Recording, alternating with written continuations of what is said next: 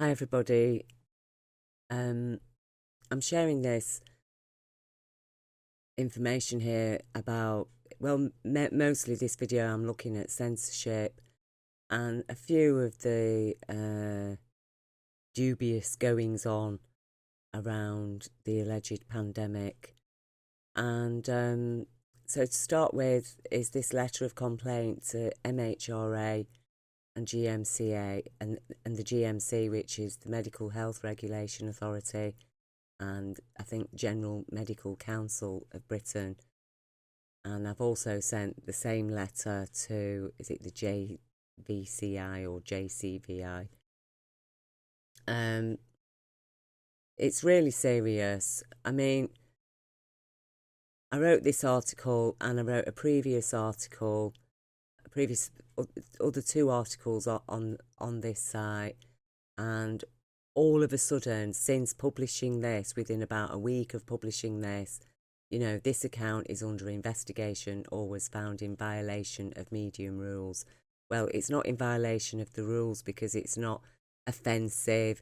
It's not sharing what people would construe as conspiracy theories. I mean, most of the links I'm sharing are to full-on scientific peer-reviewed studies or research and studies by and opinions from top expert professional people, like for example articles by the British Medical Journal and the Lancet.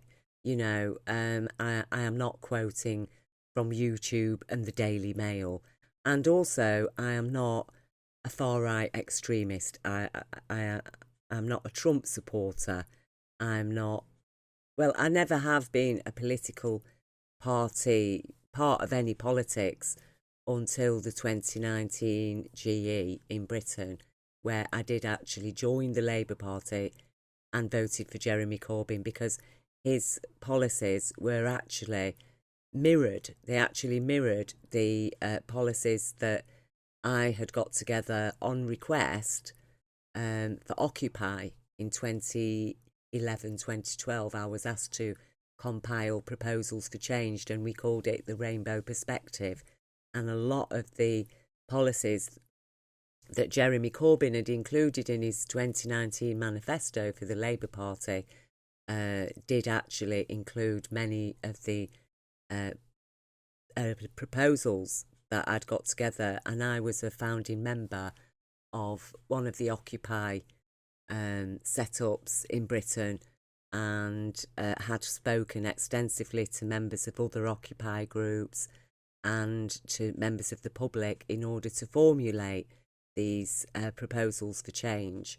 I didn't just sit down and decide, oh yes, we're going to do this. It was a collective thing of consultation with the public and other Occupy groups. So everything was very, very promising. And here we are in 2021, 2 years later nearly, and we're being censored. And I am deeply disturbed at being censored. I've been censored from childhood, really. Nobody was allowed to talk about the abuse that I suffered, wasn't allowed to talk about it. When I did talk about it to police and social services, got brushed aside, told, oh no, you've got to forgive your dad for doing these things to you and rebuild a relationship with them. He wasn't prosecuted. Instead, I was made to feel guilty for being unforgiving, to the point where I eventually did try to rebuild a relationship with him, only to suffer more abuse and be forced to end that completely, end all contact completely. And, and then working for child rights, I've been literally legally gagged. I am not allowed to discuss any individual cases to do with crimes against children.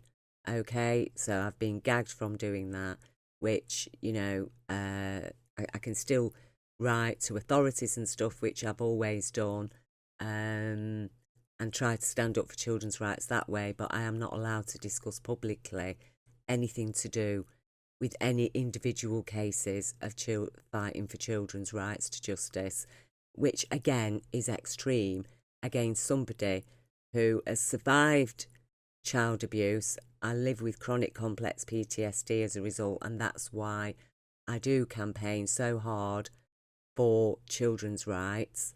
And it is a very it's a very disturbing reality of this world. For people like myself, one of the very rare people that have managed to survive that and live with PTSD without becoming dependent on drugs or alcohol or falling into a lot of the pitfalls that awaits people who suffer child abuse, unfortunately. And, you know, I don't consider myself stronger than those people because I've not. That hasn't happened to me. You know, as far as I'm concerned, they're but for the grace of God. They're both but for a bit of luck, maybe, you know, that somehow I've managed to stay as strong as I am, which, you know, I'm not saying I'm not damaged. I do have a speech impediment. And, you know, like I say, I have to live with chronic complex PTSD. People have said, you know, I'm over passionate, over emotional at times. So be it, you know, I bear the scars of, you know, what I have to live with. I am who I am. I'm not here to be liked. I don't write this stuff and publish it, you know, because I want people to like me. I don't ask for any money. I do it because I care about the people of my nation, the people of the life of my planet, the children of Earth. And as far as I'm concerned, I'm competent enough to assimilate, to do a bit of research, assimilate the evidence and present it to authorities and stand up, you know, ask a question. As Jesus said, you know, be like a little child. Little children ask questions. They ask questions courageously, without fear, you see. And we have a right to ask questions. We have a right to make a complaint on strength of the questions that are being censored and ignored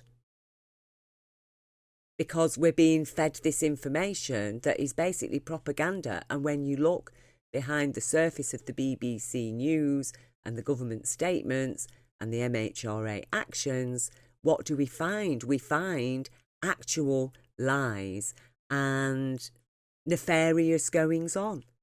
So, you know, this now is censored. Yes, I can get it up on my computer. It's appearing, but you know, if I share the link to it, I think very likely, unless they've changed their mind in the meantime, which I don't think they have, and they didn't even contact me by email anyway to let me know about this. But people have told me when they've tried to click on the link, it goes to error 404 or something. So, you know, I've made some very serious points in this, and which do need answering. Like, for example, you know, can you explain how a medical emergency focusing on an alleged new coronavirus is not an HCID? And this is from the government website. It's there to this very day. COVID-19 is no longer considered to be a high consequence infectious disease, HCID, in the UK. That was from March 19th, 2020. That statement still stands to this very day. How can a disease that is not considered of high consequence constitute a medical emergency that then requires people to be vaccinated with experimental technology, biotechnology, you know, injected, because we can't really call it vaccinated, but injected with experimental biotechnology. Again, I am not saying to people, oh, you shouldn't have the vaccine or you should have the vaccine. I am pro-informed consent, okay? And by people's human rights of choice and autonomy and freedom of speech. And my freedom of speech has been curtailed yet again in this world. And so have many other people who are asking questions and sharing evidence of medical evidence, medical facts, scientific, peer-reviewed studies are being censored, and that is a cause for alarm.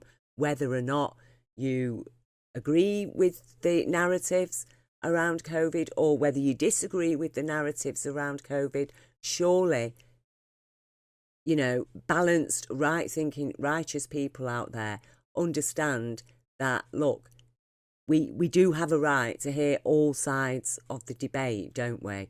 And if one side is shutting down one half of the debate, then why? Why is that happening? That cannot be legal in any true sense of what we consider lawful, a lawful, reasonable debate for adults, okay? Because they, at the moment, this government is treating people like, not like children who are asking intelligent questions, but actually like toddlers, okay? Like toddlers in nappies.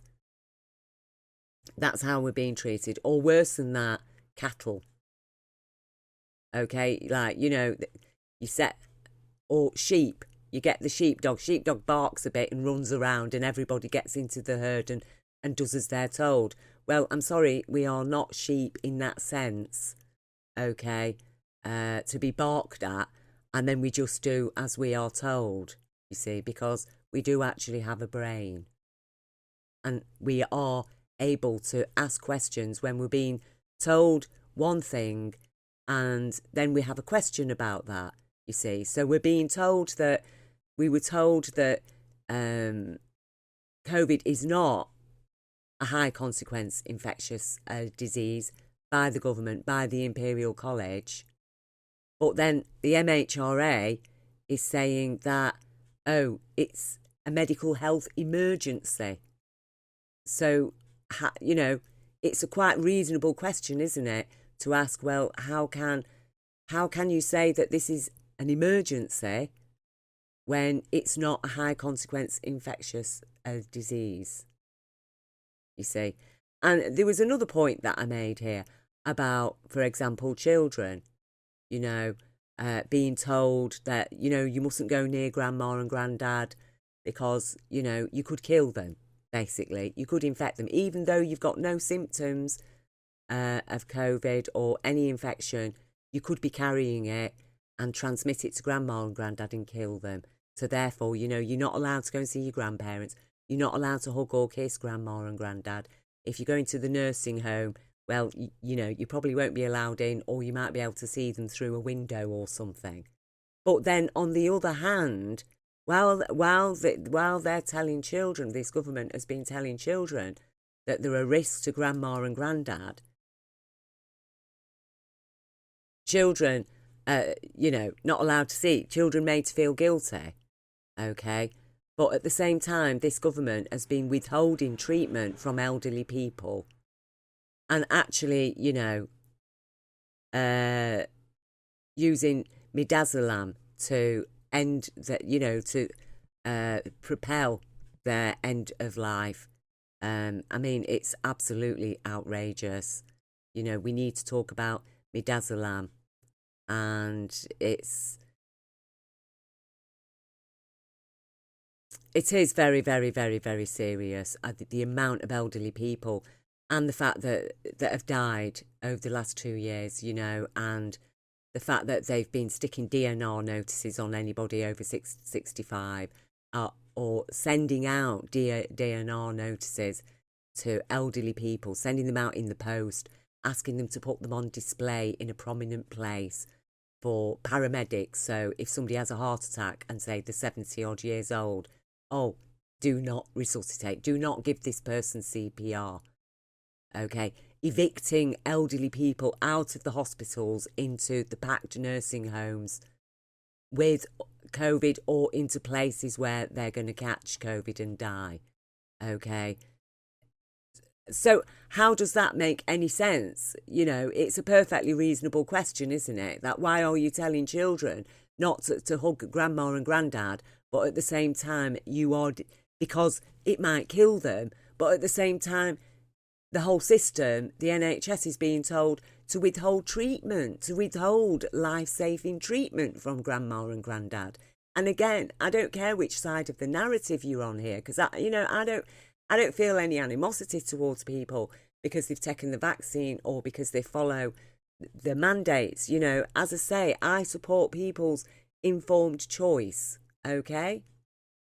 But if somebody starts having a go at me about, oh, well, you've not had the vaccine, I will say, well, you know, I've made my choice, okay? You've made your choice. If you suffer as a result of your choice, I am not going to stand there and judge you. I will reach out my hand and do everything I can to help you, okay? And I would like to think that you would do the same to me, that you would not let your judgments stop you from expressing your humanity and compassion to a fellow human being, okay? When it comes to this kind of stuff where people have to make up their own minds and there's a lot of confusion going around and information is being censored, that questions are being censored, because this, you know, this letter of complaint to the MHRA is a matter of public interest, because, you know, my main motivation for writing it is on behalf of the children. And, you know, one of the points that I have also made here, look, 5 times more children committed suicide than died of COVID-19 during lockdown. And you've got to remember that it is only very children with, you know, serious underlying health conditions who have died from COVID, actually.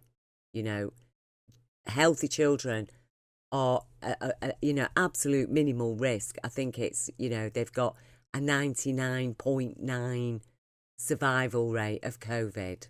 In fact, it's the survival rate for children of COVID is a lot higher than it is for general flu. That's the fact of it.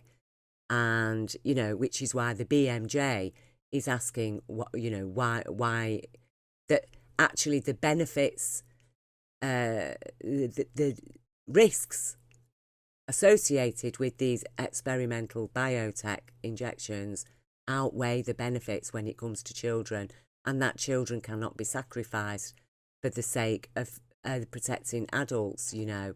I'm not saying they're right, but what I'm saying is that the BMJ is a trusted medical authority, and they've, you know, performed this study, and that's what they've said, and that people have a right to hear that.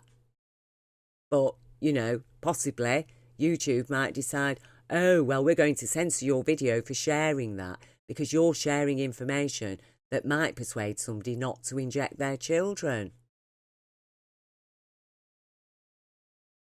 You see, but like I say, I am not trying to persuade anybody to do anything. You see, that's the government, that's the MHRA, that's the media that are trying to persuade people to operate in a particular way. All I'm doing is sharing information and saying to people, hey, you know, when you're making your mind up about this, maybe you ought to look at this, maybe you ought to think about this, you know, arrive at a balanced conclusion, especially when it comes to children. Okay. So, you know, there's that. There's so many points that I've made here that are pertinent points and do need, you know, these questions do need to be asked, and this evidence does need to be put before them, so they cannot, the MHRA cannot turn around and say, oh, well, you know, we didn't know about that. We didn't know about that. Well, they do know about it because I have sent them this. I've actually wrote this out in an email and I have sent it to them. And, you know, the final point that I'm going to share here that I've made is this, you know, in light of evidence supporting the efficacy of natural immunity, the proposed passports are unlawfully discriminatory against the immune powers of the natural human being and bias in favour of alleged immunity provided by medical profiteers. Okay, and you know, that is a very, very important point, is that all right, you can say a corporation is a person and give them human rights, but either way, that does not give them, that does not mean that they should benefit from positive discrimination, and the natural human being suffers from negative discrimination. Our immune powers are tried and tested through time, okay? It is part of our biological makeup. It is why we are still alive on this planet, because of our immune system. It is a universal creation within ourselves as human beings. And yet they are saying that,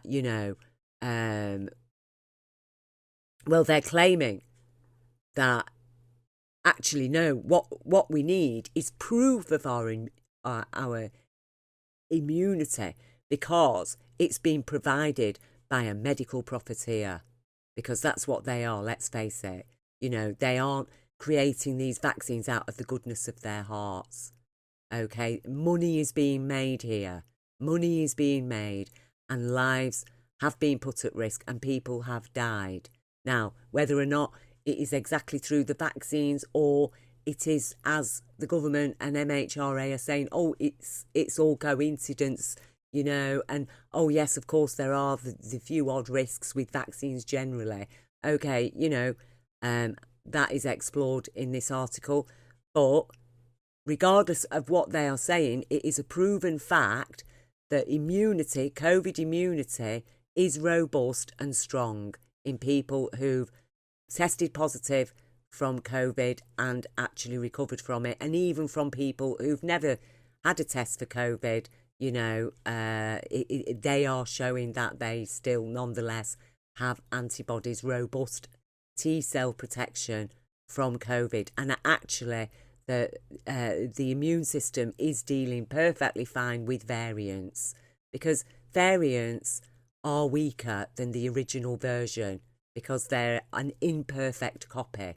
Okay, but it does seem, according to the evidence to date that's coming from Israel and places with a high vaccination amount, that people that have been vaccinated are having trouble dealing with the variants. Now, whether that is the case, again, I am not covering that here, but people are looking into it.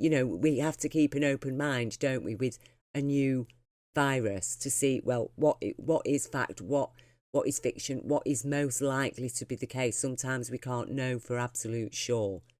Okay, but the absolute point there is that it is, any idea of a vaccine passport is unlawful. Okay, unless it's to deal with something like rabies, for example, that you have to prove, that your dog hasn't got rabies or you haven't got rabies before you go into another country, then yes. But, COVID-19 is not rabies, is it? It is not a high consequence infectious disease. Okay? And, to be telling people, when we know for a fact that our own immunity actually is working very well, that there's a 98% survival rate, and that even people who had the worst cases of COVID and survived also have a very strong immunity, are left with a strong immunity against further infection, then, seriously, there is no way on balance, because, the way the law works is on balance of probabilities, not on balance of assumptions or possibilities, which is what they're trying to put forward here. Okay, that, well, no, there's still a possibility, even though you might have natural immunity, there's still a possibility that, you might be carrying COVID and you might be spreading it, or you might catch it and spread it. Okay, no, we do it on the balance of probabilities, and on the balance of probabilities, the proof, the evidence is that natural immunity is working perfectly well. Thank you very much. Okay? And on the balance of probabilities, we do not have any evidence to prove conclusively that these vaccines that the immunity provided by the vaccines is actually working very well. I think it's at the moment down to 39%. is, and probably, who knows, it could be lower than that.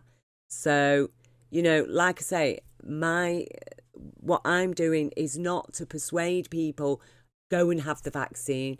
It's not to persuade people, don't go and have the vaccine.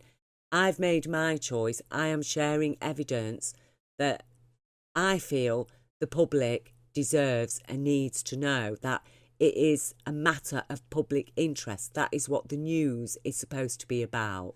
And it seems that we are not receiving news. The public are not receiving news at the moment.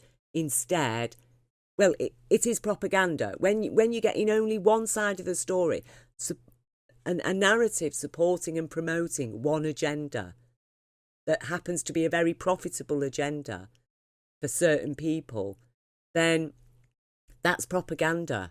That is propaganda. Because, what's being presented is ignorant of facts, okay, and is actually censoring. Another point that I've made in here, when we look at all the, over $1 trillion that Britain has spent so far on combating COVID, that people have been left homeless, jobless, people have died, they've been driven to suicide, child suicide rate has gone through the roof, okay? And they've just kept on and on and on and on with it all. And they're saying, we have to do this to protect the NHS. People have died because they haven't received the medical attention they needed, because hospitals, GPs were literally shut down to anybody except people with the severest cases of COVID. In fact, most of the hospitals were empty. The Nightingale Centre that got erected for 200 million was actually treated 200 people before it got shut down. So that's £1 million spent on 200 people. And all that time and effort to build it, to erect it, and then take it down. And there were centres like that all over the country. So when we look at collectively the amount of money that was spent on locking people in their homes, denying people healthcare, getting these vaccines, alleged vaccines, injections, biotech injections together, the marketing, the advertising, the recruiting, even using the army, even spending how much money to set up the 77th Brigade. I mean, literally, an army unit dedicated to the role of social engineering, trolling people on Facebook and Twitter, An army unit. That money was spent on that. That money was spent on deploying the army to go and do medical testing. The money spent on police, having to police the inevitable protests against the lockdowns and other draconian measures. People losing their businesses, losing their jobs, now talking about unlocking the triple locked pensions. Sorry, this language, we're going to unlock the triple lock pension. There's a triple lock on those pensions for a reason. And anybody who's proposing to unlock that, to use that money for anything other than it was meant for, which is for the people that have paid into it, that isn't unlocking the pension. That is smashing the lock and breaking in and stealing the money, Because the pensions aren't locked for the people that are meant to receive them.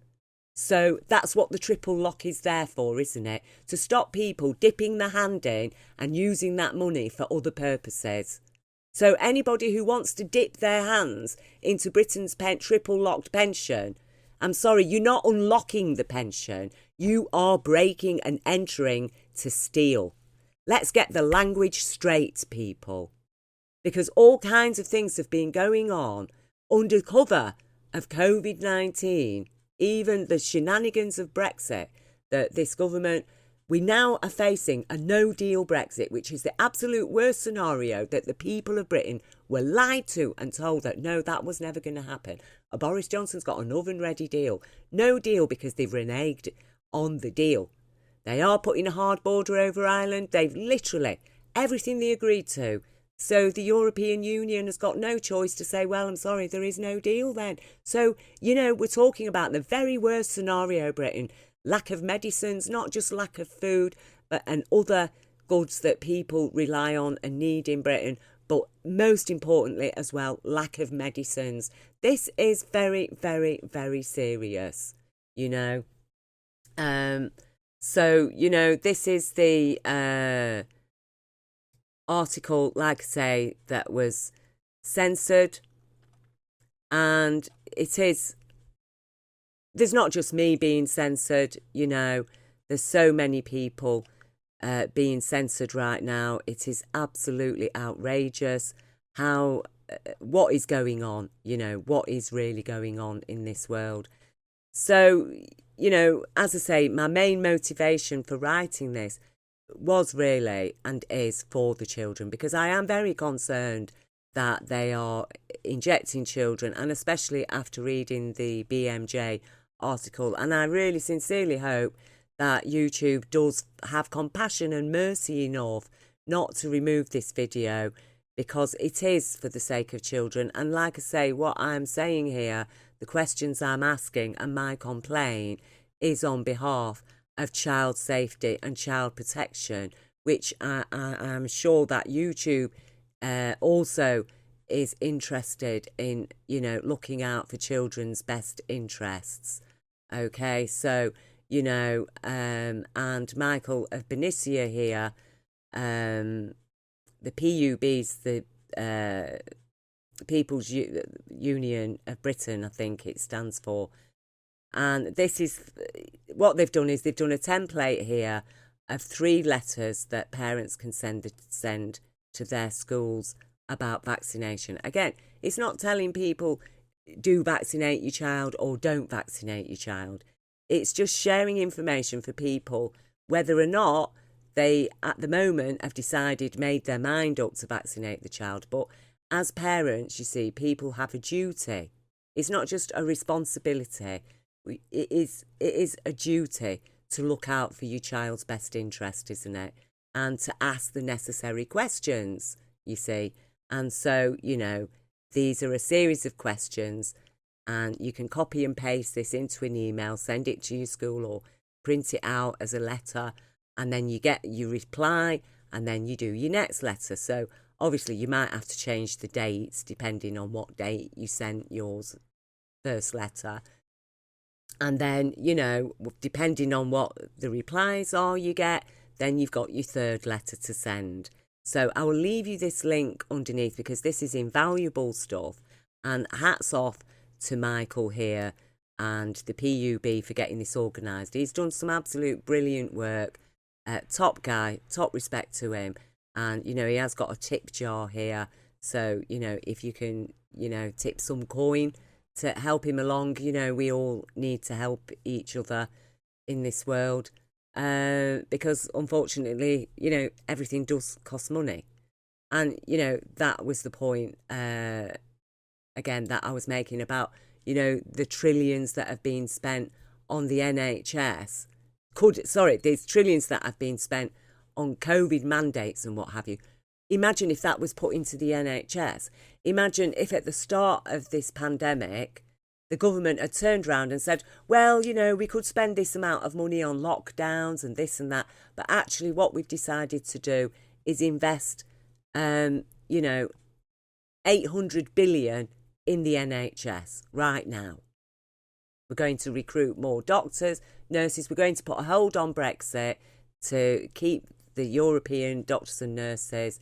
And we're going to put a hold on immigration. You know, we're going to let the people come in, the workers that we need to pick food and whatever, because we're going through a pandemic. We're going to inject massive cash injections into the NHS so that they can cope with COVID and giving people their regular treatments.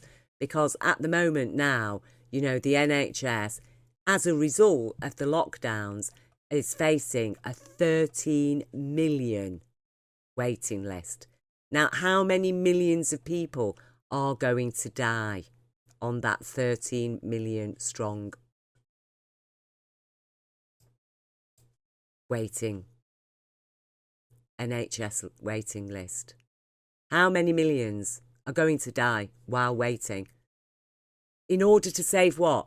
Not even 1 million people in Britain were at risk from COVID-19 of fatally dying or even being hospitalised. Not even 1 million. But perhaps 1 million, 2 million, 3 million, 4, 5 million could die as a result of basically shutting down the health service. It was outrageous. And they actually had everybody out on the street clapping for it, because that was the majority why people were there. I mean, I refused to participate, actually. I think I did participate the last couple of weeks because somebody did explain to me, well, it's not just for NHS, it's for key workers, you know, post people and stuff, you know, people are delivering goods. So I thought, all right then, yes, I am happy go and clap those, you know, and the police and people that were doing a job of service to the public. Yes, I'll happily go and give them a hand. But the NHS, no, the NHS should have been out demanding resources and funding to deal with this. But instead they were receiving funding only for COVID patients or for diagnosing a COVID patient. And now they are receiving funding directly for the amount of people they can vaccinate. And again, you know, this is outrageous. So, you know, there's a lot of nefarious stuff going on in this country, in Britain, since 2019, you know, the end of 2019, since the very dodgy election, the December GE, which, you know, as I've always said, you know, we do need to address it. You know, the petition's still up here. We're still struggling to get to 500. And, you know, people are upset with this government. They're starting to wake up to the realities of Brexit, to wake up to the realities of the grand theft that's been going on under cover of COVID, the stripping of our rights, the, you know, pushing forward this horrific secret crimes bill, the kill bill, giving all and sundry rights to hire covert agents to kidnap, kill, torture people, whoever, like, say, for example, the Medical Health Authority might consider you to be a threat because you're asking questions about their health protocols. You can be just disappeared. They don't even have to go and get a warrant. You know, they don't have to go to an organisation like the CPS to see, well, can we go and commit secret crimes against this person? No, they just get together and decide, no, this person's a risk. You know, they could get together and say, well, you know, Michael of Benicia here and the members of the PUB, they're a risk because they're sharing information we don't like. It could impact our economic interests as a collective that is in cahoots with Big Pharma, and we're dependent on Bill Gates, like the MHRA, for funding. So, you know, he's questioning our authority. He's putting our income at risk, our economic interest at risk here at the MHRA. So, you know, let's hire some covert agents and get him wiped out. And whoever's a member of the PUB, let's set the dogs on them. And nobody's going to know about it. If they turn up dead, nobody's going to ask any questions because, it was legal. You know, that is what we are living in now. And people, you don't understand it because you've not looked into it, and you do need to look into it. I'll leave you a couple of links under here. And this is why, you know, I am pushing this, because it isn't just about the Tories. We're also talking about Labour. We've got a lot more evidence. You know, a lot of the evidence is here in Ricky Coxon's article, which I've shared previously. But there's a lot more evidence than this, you know. And as I've said again and again, if Trump could only dream of having this type of evidence to support his claims of a postal vote rig in America. Because in Britain, you know, we are talking about the Tories controlling the recently privatised post office. We're talking about the Tories giving the contracts for managing and running and counting the postal vote to a private corporation that has direct links to Tory, ex-Tory ministers like Peter Lilly, is in the control basically of the Tory party, without putting that contract out to tender first, as legally it should have been done. Instead, they just give it secretly. Just before the election, they just gave that contract to Idox, Hallows, with direct connections to Peter Lilly, an ex-Tory minister who, you know, is also involved in big oil and offshore tax haven. Okay? And they get to control the postal vote, to send it out, manage it, control it, and count it unmonitored, right? Nobody's looking, okay? Literally unmonitored. And they just give the numbers to the local authorities. Yes, this many people voted by post in, say, Manchester.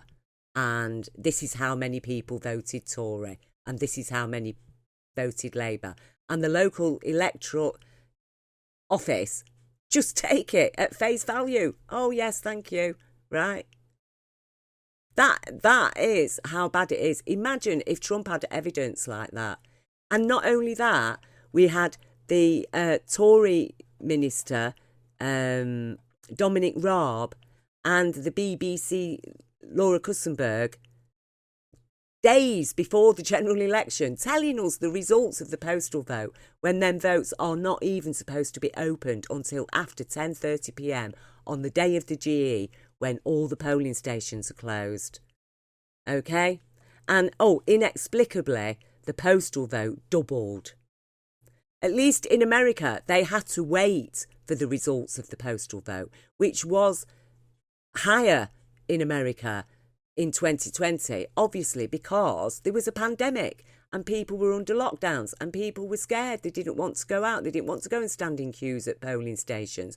But there was absolutely no explicable reason. There's no explanation as to how the postal vote in Britain suddenly doubled in 2019. It doesn't make any sense. It would make sense if the election had been in 2020. But actually, no, the election was 2019. It doesn't make sense. It doesn't make sense that in all the key constituencies that postal vote actually swung the election and gave the Tories a landslide. You know, even, I'm not saying necessarily that they didn't win by the skin of the teeth, maybe, that they might have needed a coalition government, okay? But I very strongly suspect that it was rigged to give them a landslide so that they could just get Brexit done in the way they wanted to do it, and bring in things like the Kill Bill and the coronavirus bill, as Michael has covered here, which basically gives them the right to forcibly inject people and give them forcible medical treatment, even cruel and callous treatment. Okay? You know, and so these things are very serious, you know. And then on top of that, you know, on top of the rigging with lawfully suspected Tory control over that, we've also got the lawfully suspected complicity of key members of the Labour Party like Starmer and co, okay, who were all anti-Corbyn, Starmer covertly anti-Corbyn, okay, all working behind the scenes against Corbyn, against the Labour Party, against their own members, evicting long-term members like Ken Loach, okay, even trying to evict Jeremy Corbyn, accusing people of anti-Semitism because they're standing up for Palestine and standing with Jews who are asking questions about Palestine. This is a coup, and it is a double-pronged coup. So, you know, I would like to see this go to the Supreme Court, because we can't trust any regular authorities under rule of a coup, in which they've taken money off the NHS to create a 77th Brigade cyber army to engage in social engineering and social mind control over the public. Okay, so we're going to have to go straight to the Supreme Court to demand an urgent public inquiry. And in the meantime, suspend this government, suspend all their acts of parliament, including their no-deal Brexit, and also suspend the present leadership of the Labour Party and every MP that is serving them. Because we, as I say, a coup, that is unlawful. It is really tantamount to high treason. Okay? And it is high treason that will allow things like this that's being discussed here.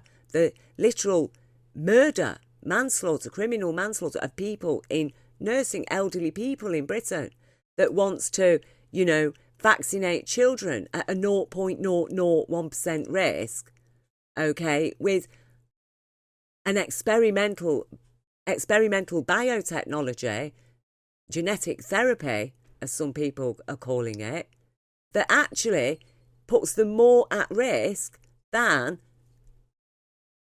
the disease that it is supposed to be protecting them from. And that actually the protocols that were put in place allegedly to protect children and the country and to protect elderly people, especially apparently, okay, elderly people who would be being denied treatment.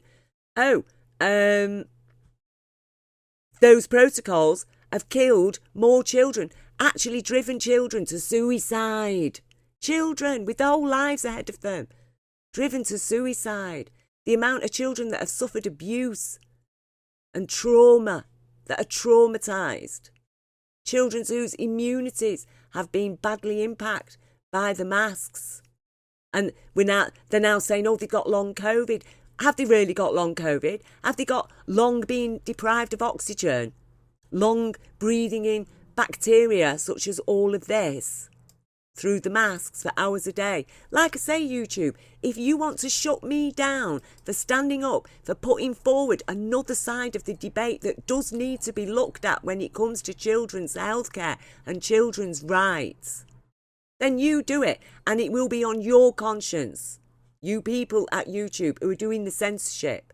Because like I say, I am not saying to people, do not get the vaccine, do not vaccinate your child, or do get the vaccine, do vaccinate your child. I am sharing information that should help people make their own informed choice to give what is true informed consent. Because if people are not allowed to hear all sides of the information, then at no point can they be deemed as have given informed consent.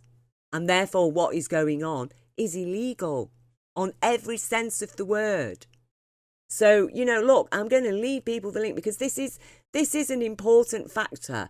We can't differentiate and say, that's about the general election and that's about Brexit and this is about COVID. We're dealing with all these things simultaneously. We're dealing with a rogue government and a rogue opposition that are in cahoots with each other. Okay? We've got Zionism behind it all. Okay? We've got, Boris Johnson, who declared himself a Zionist.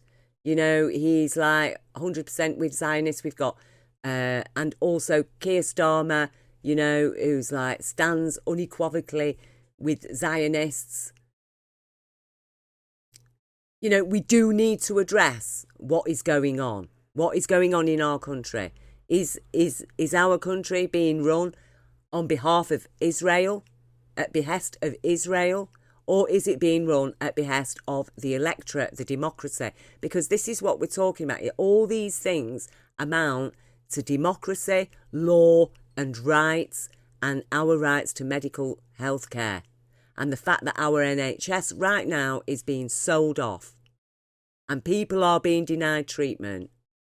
And we're looking at millions of people whose lives now are literally on the line in order to save what? A couple of 100,000 possibly from a non-HCID. It is time that people got clear. And this is what this video is about, is it literally about clarifying. Get clear, people, okay? All the people asking questions are not all rabid, extreme, right-wing, racists and what have you, okay? Not all the people asking questions and about Zionism, for example, are anti-Semitic. A lot of them are Jews who've been expelled from the Labour Party. This is outrageous. These, as I say, all these things are relative. It isn't. We need to cut the politics out of this, because what we're talking about is the law.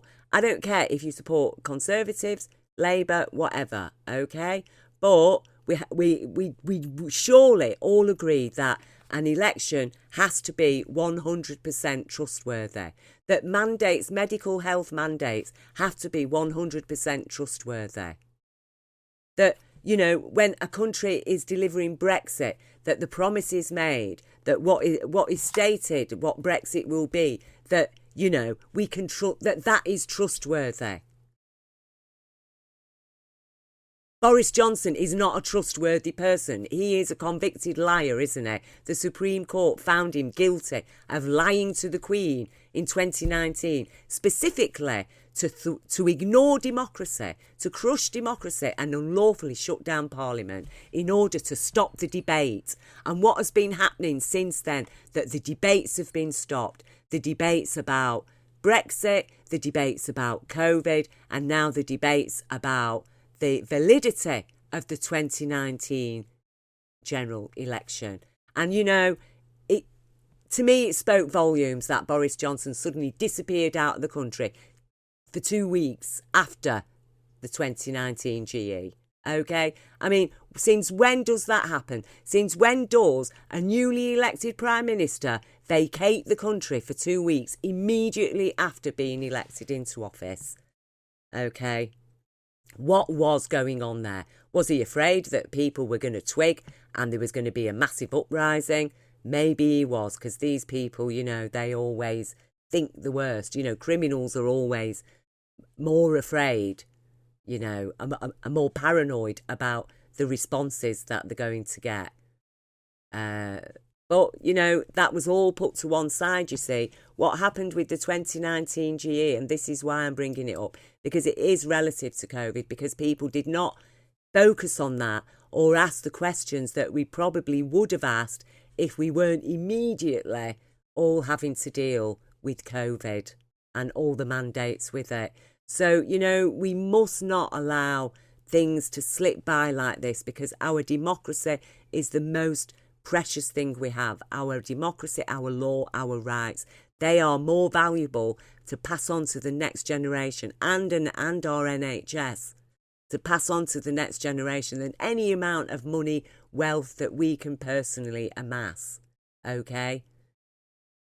The law, democracy, our rights, they are sacred. And, as I say, they are our children's future, our children's national insurance, our national security. Okay? And it doesn't matter what politics you are, we all need to have 100% faith in that our elections are fair. Okay? And that they're lawful. And that there's been no nefarious goings on. And as I say, what is presented here by Ricky Coxon, which this link is actually shared in the petition, just here, okay? So you can, click on the petition. But please do share this, because we need millions of people to sign this, not just, 300 brave, courageous souls have signed it up to now. We need a lot more than that for it to be for the concern to be taken seriously enough to get it into the Supreme Court. And, I sincerely hope that key Labour members now get behind this. People like Ken Loach, like Jeremy Corbyn, because, as I say, these questions, the points raised here are very, very serious. They are valid. They're not Trumpian, Okay, they're not Trumpian wild allegations based on what? We are talking solid evidence. As I say, Trump could only have dreamed of having evidence like this. Imagine if Trump had the evidence of, say, CNN and a top Democrat leaking out the results of the postal vote days before the election. Okay? That Dems control the post office, that Dems actually control the company that counts and manages the postal votes unmonitored. You know, as I say, all these things are all relative because people have missed these points precisely because of what is going on with COVID right now and all the horror that people have been dealing with as a result of all the restrictions and the mandates. It's all relative. It's all relative. It is all relative. And as this, killing off elderly people while telling children, frightening children, you know, just that one juxtaposition ought to put people on alert. Just that one juxtaposition that this country, the BBC, the government, the MHRA were prepared to put the fear of God into children that they were going to kill grandma and granddad, but at the same time, they themselves are giving themselves rights and mandates to deny life-saving treatment to those same elderly people. That should tell you everything you need to know about why you need to check all the information before you make a decision about what happens with your child now. Okay? So, look, I send love and blessings to everybody, whichever political party you're from, whichever side of the fence you sit on with the COVID and what have you. I send my love and I ask people to please, you know, see through the divisions, just stand firmly by the rights, the law, democracy, our rights. Okay? Because that is our rock. That is our security. That is our unity. And we cannot be divided on that. Okay. So, look, God bless to everybody. Thank you. Thank you for taking time to listen to this. I know it's been a long video, but we're in very serious times. We can't cover this in, 10, 15 minutes. A quick video. Okay. I'll leave you the link to Last American Vagabond's website here as well. Please do check him out. He and his team work tirelessly, as along with people like Michael here, and there's also UK Column, people who are trying to share the information as best they can. And then there's little people like me who, are just doing our bit because I feel, well, I have got something to say about all of this. And I'm happy to stand up and say, yeah, let's do this, people. Let's ask the questions. Be like a little child. Ask questions.